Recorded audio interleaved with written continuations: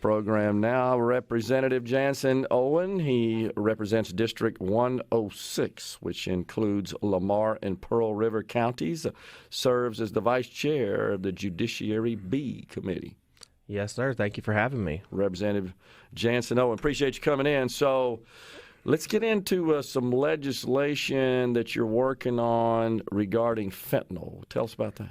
Yeah, so, fentanyl is plaguing the country right now. A lot of it's coming over our really porous border, as we've all seen on the news lately.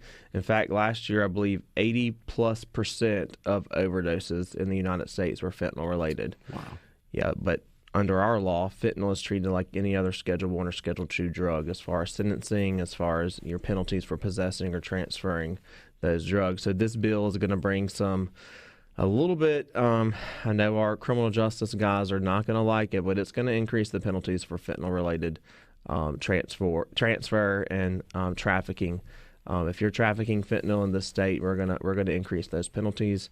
We're going to provide some resources to our prosecutors and police officers to combat fentanyl and fentanyl-related crimes. So it's a work in progress. I have not dropped it yet. I'm still drafting it. I actually was emailing our awesome drafting attorneys at about 2 a.m. on Saturday night, so they were still there working, trying to get it finalized. But that's the goal right now, is to kind of bring some attention to the fentanyl and get us some help for our law enforcement guys out there. Speaking of the attorneys that draft all these bills, I don't see how they do it, man. They work their rears off. Oh, I know. They're there. I don't think they ever go home during session. I feel bad for them. It's constant. I do try to get them some desserts or cookies or cupcakes here and there, but good for you. They're hard workers. I appreciate our attorneys there at the Capitol. Well, the other group that works tirelessly is the LBO. Oh, man, especially towards the end. Oh, that's absolutely. The 724 deal.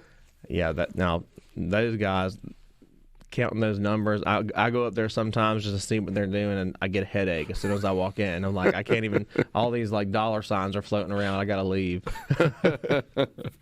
So you mentioned that just a moment ago that you think some of the criminal justice reform folks may have some heartburn over this. Mm-hmm. What's their issue with this specifically? They don't like mandatory minimums, which I'm probably going to have that in there. We already have mandatory minimums on our drug crimes. So my goal is to kind of increase penalties for fentanyl related and separate them from our regular Schedule 1 and Schedule 2 drugs, we're going to have to increase those mandatory minimums, or the maximums. So their idea right now is we don't really need to do that. We need to give judges more discretion. I agree with that. I'm even considering some discretionary measures to put in the bill if the judge will make a finding of fact here and there. But basically, their idea is we're increasing our prison population too much right now, so this will hurt their efforts to not do that. So. Yeah. So was this driven by law enforcement? This just something that you had ideas about? Felt like it needed to be addressed? My local law enforcement, my district attorneys, and also my experience. I've had a lot of, I'm not going to say personal friends, but a lot of my constituents have passed away from fentanyl overdoses, and many of them didn't even realize that fentanyl was in the drugs that they were taking. I do believe that drug abuse is, a disease that people, are caught on and they can't let go. And my goal is not to target those users, not to target those people who are suffering from this, the drug abuse. My goal is to target the people who are trafficking the drugs into our communities, the people who are selling or transferring the drugs into our communities, and oftentimes putting fentanyl in them without people even knowing. So that is my goal with this bill. I'm not trying to get our poor guys out there who are suffering from drug abuse. I'm trying to get the bad guys out there who are giving it to them. So last year we passed legislation that legalized the fentanyl testing strips, right? Correct. So that is that's in place. That's correct. That's law at this point. So this is kind of the next step, just enhancing the penalties for those that are trafficking in this deadly substance. That's correct. And, that's good. I do want us to make sure people are more aware of that, about the fentanyl testing strips. A lot of times people thought that they could catch a precursor charge or something like that with its strips. I think we need to do a public awareness. We are not, we're not saying it's okay to do drugs, but I want these people to understand that there's a way to make sure that the drugs you are using does not contain a deadly substance that could kill you in seconds. Yeah, makes total sense. Let's pivot a bit to education. So it's our understanding that you're working on an open enrollment bill. Is that correct? That's correct. That is correct. So I know the speaker has spoken about that. I authored the bill either last year or year before last. We got it out of the education committee. It ended up dying on the calendar. So right now, the way it's set up, if you are a public school student and you want to transfer from one public school district to another public school district, that receiving district has to accept you. They have to say, we have room, we'll be glad to take you. Your state money can follow you, we're good to go. They have an ability to charge tuition and make up for that ad valorem. If they're not paying city or county taxes, school district taxes, we want to let them pay a little bit. But the horrible thing about our law right now that I totally disagree with is that sending school district, the school district where the child's trying to leave, they have the ability to just veto that. Yeah. They have the ability to hold that child back and say, no, you're not going anywhere. You're staying right here. I 100% disagree with that. So my goal is to eliminate the ability of the sending school district to veto a child or parent's decision to move to a new school district. Okay. And we're putting some standards in place, of course. The receiving school district, that we have a lot of schools that have a lot of kids that may not have capacity issues. So we're going to try and work on, some standards as far as what they can do to deny it. But the main goal right now is to make sure that schools they're literally holding kids back and make sure they're not able to do that. So explain to the audience the sending school, if you will, that approval, does that require the school board's approval or the school superintendent, the principal? Who actually authorizes it? Well, it's not very clear. Well, that's what I thought. That's why I asked you. It's not extremely clear. All we know is they get a letter and say, no, you're not going. Okay. We'll see you in class at 8 a.m. And that's pretty common, to the point where almost nobody tries to do it. That's correct. That's correct. Okay. So public to public is something you're working on. How do you feel about public to private ESAs? Where do you stand on that? I'm not really opposed to it to the extent that, I love to see that parents have a choice to educate their children. They get to have their options. The one issue, we're looking at, Arizona and Arkansas recently just did that. Their programs became extremely expensive. I think Arkansas is approaching $400 million. Arizona is around the same. 600, I think, last I saw, 590. Yep. So, and then, Arizona had a $2 billion surplus, and somehow they turned that around in a year to a $400 million deficit. We have a lot of things on the table this session, a PERS crisis more specifically. I am worried about where we would find the money, but I'm not opposed to it in principle. Well, and so I think a lot of the problems, especially in Arizona, is that they have universal ESAs. And I'm not saying that's a problem. I'm just saying that the financial reality is even those who presently have their kids in private schools could apply and receive the vouchers. And so that's money the state wasn't actually spending before such legislation went into effect. So I think what I'm asking here, just to see what you think about certain qualified public school students that are presently in public school receiving an ESA that they could use to defray tuition costs in a private school. Oh, yeah. So you're not talking about universal. You're saying, yeah, I'm okay with that. Okay. Look at our special needs program. I think our special needs ESA program is doing great.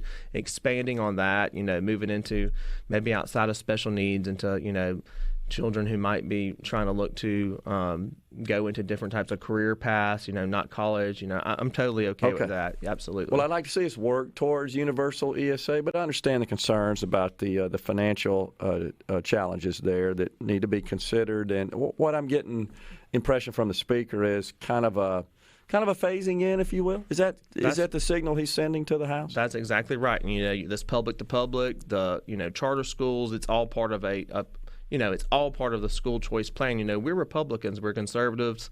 It's in our platform, and it's been in our platform for a long time, so it shouldn't be a surprise that this is something we want to do. But I do appreciate the speaker's, he's looking at other states, common sense. We can't force it right now all the way, but phasing it in, absolutely. Can you stay around for another Absolutely. second? We got Representative Jansen Owen in the Element Well studio. I want to chat with you about maybe some legislation you're working on with respect to charter schools as well, right? Yes, sir. We'll talk about that. And PERS, if you want to dig into that a little bit. We'll do it. We're coming right back in the Element Wealth studio with Representative Jansen Owen. Stay with us. We're visiting with Representative Jansen Owen, and so before we went to break there, Representative Owen, we were discussing some of the legislation you're working on with respect to school choice. That's correct. We talked about the public-to-public option as one that right now is virtually impossible to secure if you have a child that's in a public school that seeks to transfer to another public school. The public school they're presently enrolled in that they're attached to based on their address makes it really difficult, if not impossible, for them to get the permission, the approval, the authorization to move over. And you're working on some legislation that would sort of change that. That's correct. Make that process somewhat easier. That's correct. Parents, people have different lives, different, schedules. You got a parent who might have to wake up at 6 o'clock and drive 35 miles to work in the ER at a hospital in a rural community. Yeah. It's easier for that parent to throw that kid in the car and maybe drop them off at the school. Makes sense. By their work. So makes sense. Okay. And then we talked about possible public to private situation. You said that you could support that if a child is presently enrolled in a public school and they're looking to make a change. You think the private school would be a better environment. The parents, the caretakers, and the child. They could access the state monies, some or all of that's allocated to the public school to use as a voucher to offset the cost of tuition in the private school. You're on board with that. You're not quite ready for the universal ESAs. You're seeing what's happening, and you cited Arkansas and Arizona in particular, where even those which presently have children in private schools could access the monies that are going to those that are going to the public school on their behalf, even though they're not there. Right. It's really what's happening. I did some math when we were working on this. If you look at the children in public schools right now in Mississippi and you gave the state funding amount, the per pupil funding amount to just the children who are currently in private schools, you're knocking on $300 million for Mississippi. To some extent, it's what I've said on the program before, the private schools, if you think about it, actually subsidize the public schools. If you shut down every private school in the state of Mississippi such that those students then enrolled in the public schools, it would overwhelm the public schools. That's right. And, even some private schools have come and said, we're opposed to universal. Basically, they don't want to be told what to do, which I support. I agree with that, too. They feel like the money's going to come down and, it's government. Yeah. Government's always got strings attached to something. Yeah. So even some of our private schools are opposed to it. So I think the best bet is to do what we're doing, and what I believe the speaker is trying to do is to piecemeal into bringing more choice to our parents in this state. And I think that's a good plan, in my opinion. I think definitely easing the process and the barriers for the public to public at a minimum. Seems like we can coalesce around that. Absolutely. I can't imagine why somebody would be opposed to telling a school they don't have control over a child. You can't just, grab them and keep them there. Yeah. So. All right, let's talk about charter schools. What you got going on there? Yeah, so, and we're 10 years now that since the legislature passed the charter school program. I think we have a handful of charter schools approved. One big thing recently that happened, SR1 was approved in, I believe it was Hinds County. And in that situation, the school ended up opening with maybe a dozen students in a gymnasium on a church campus. That's not allowed. You got to have, they projected 100 or 150 students. They opened with 12, and we have people in place who are responsible for making sure that these charter schools that are opening like they're supposed to. So there was definitely a failure somewhere in the system there. I do see, some of our testing and all of that stuff. I think that we are in a position right now where our charter schools are kind of being put in an unfair advantage. I want to do some reforms here and there that's going to allow, some transparency in the program, and make sure that we can bring charter schools into some communities. I believe charter schools are a win. They're public schools. Yeah. They're creative public schools, but they're public schools. Right now, they're only allowed in D and F districts. I would like to bring that down to C districts with a 3-year look back. If you've been a C, D, or F district in the last 3 years, you're open to, getting charter schools. I also would like to expand who can authorize charter schools. Right now, only our state authorizer board is allowed to authorize charter schools. And we've struggled getting them to authorize charter schools, despite the fact that some really solid applications have been submitted. I think we're averaging like 1.3 a year. Yeah. So it must be really a really intense application process. An application process that we really don't know too much about because they think that they're not subject to the Open Meetings Act. So I want to bring some transparency. I want some written procedures as to why a school or as to how a school can be approved. And then I want our community colleges and universities to have the ability to authorize charter schools. One other thing I'd like to do is if you're a charter school focused on special needs or special, kind of like our special needs voucher program, if you're a charter school focusing on special needs, you can go into any district. We were talking in the break about how our public schools, they hurt for, the ability to focus on some of our special needs students. And I think that's a great program to have schools focused on educating our autistic students, our dyslexic students. They need more attention than sometimes we can provide. So I hope that we can do some work with that. Yeah, and something else that occurs is we have a fair number of students, I mean, this is not unique to Mississippi, that have experienced some sort of trauma in their young lives. And it's really disruptive and makes it difficult for them to learn in a more traditional sort of classroom setting. They need some specialized care and instruction and attention as well. There are studies that say that trauma at a young age impacts a child's ability to do something as little as go to the bathroom or wash their hands. Yeah. So, yeah, absolutely. Trauma. And look at the number of kids we have in CPS custody right now, the babies that are there right now.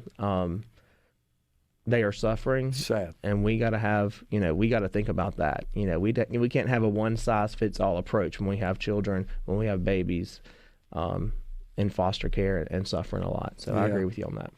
We have a fine organization here, Canopy Children's Solutions, that does a great job with that. I mean, that's their primary portfolio of services is addressing those children. And some of the stories that we hear coming out of there, I mean, they absolutely break your heart.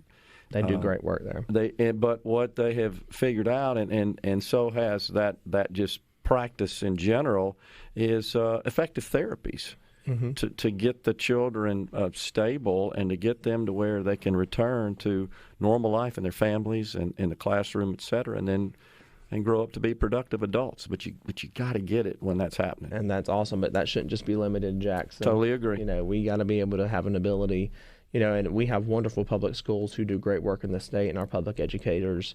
But I like to expand options for everybody. So hopefully we can work on that moving forward. This is another one of those issues, I think you would agree, Representative Owen, where the House has kind of a different attitude towards this than the Senate does. You could look at the ballot initiative, tax reform, this education choice. I mean, it just seems like we have kind of this conflict between what the folks in the House generally support and what those in the Senate do. Where do you think this is going to go in the Senate? You got any thoughts about that? I don't know. I haven't had discussion with any of my Senate colleagues. I know that they're all extremely open-minded, and we've gotten stuff passed that we didn't. There have been many occasions where we're running into a session, the Senate was opposed and the House was for, or vice versa, and we've ended up coming together and passing some good pieces of legislation. The founders made us bicameral for a reason, so I feel like we can work on it over the next few weeks and months, and hopefully we can do some good stuff. Let's talk about another very thorny issue, something I've talked about quite a bit on the program, wrote an article about, you may have seen, is PERS. Oh, whew. Well, and no easy answers there. I mean, the fact is we have an obligation to retirees and active members as well in the program, but we got some financial challenges. We absolutely do. I get emails and text messages from my retirees in my district a lot. My response generally is, well, here's the problem. I don't know what the solution is yet. I'm trying to figure it out. You voted for me to, make these tough calls, these tough decisions. I'm doing the best I can, but here's the problem. You read this, and I think I actually send them your article. Or Toby's article or somebody's article I send them, so they understand the issues that we're facing. Yeah. You may not want us to do anything with it, but if we don't do anything, it won't be a sustainable program. These older members who are 80 to 90 to, we've got, I think, 30-something people who are like 110 years old on the PERS system. Over 100, I think, yeah. Yeah. So we've got a lot of stuff we've got to work on with that. So. Yeah. Well, I think the good news there is that I'm hearing legislators say, yeah, we got to do something. And absolutely. I can't remember the last time I heard anybody even talk about it. It will be politically unpopular, but I think the first time I voted for something that was politically unpopular, it's going to be right. I understand. So. Absolutely. Well, appreciate you coming in, Representative Jansen Owen. Thank you, Gerard. Always a good time. We're coming right back, folks, in the Element Well studio. Don't forget, we got Representatives Fred Shanks and Price Wallace at 11.